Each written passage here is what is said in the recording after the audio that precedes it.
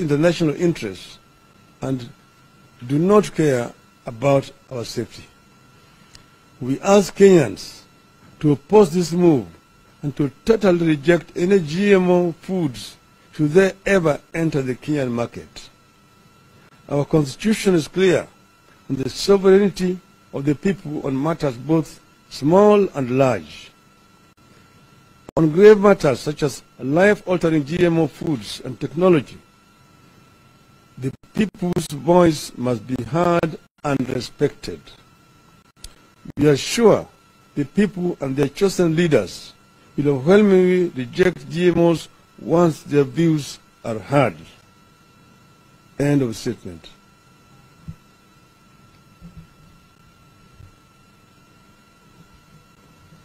Thinking has been that they say that GMO has been done for the longest time and it's not something new.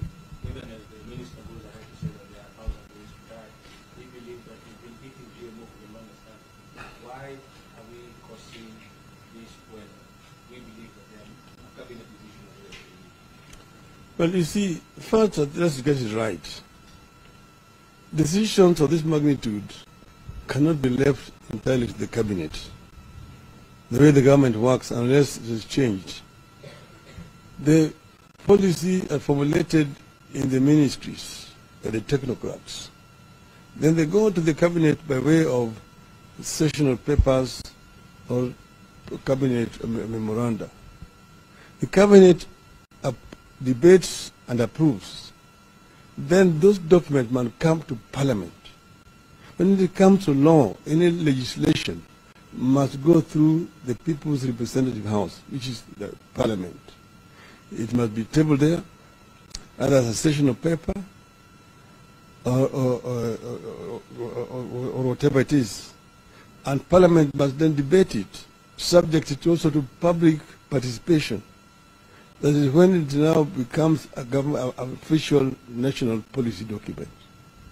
So it's just that don't go to the cabinet and steamroll them into approving an important matter like this. In other words, but what has happened, even this, to my knowledge, has not even been discussed by the present cabinet. The president used an outgoing cabinet, which was basically an interim. It really had no powers to pass decisions of this magnitude, to say that they're removing the ban. That is itself as unprocedural and is illegal.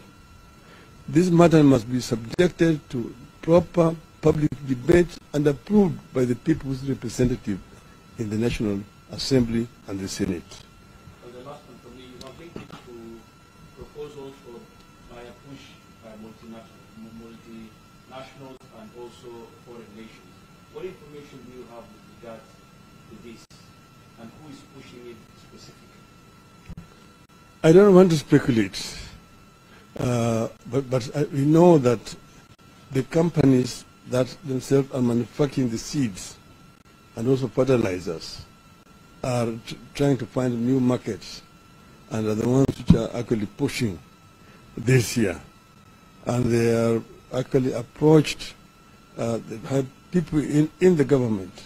I don't want to be specific, but I know that people have been approached and they have made commitments without consulting anybody in the country.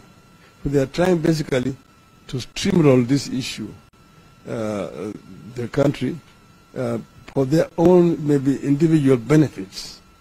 Therefore, they are not doing this in the interest of the people of Kenya.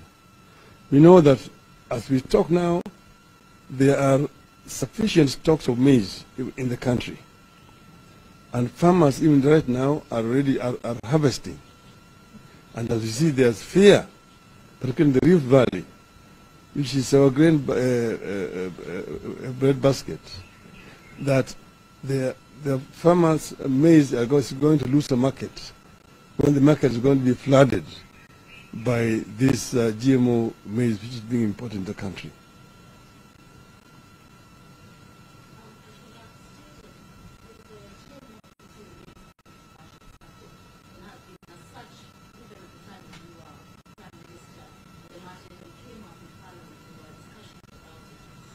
do you still hold the position that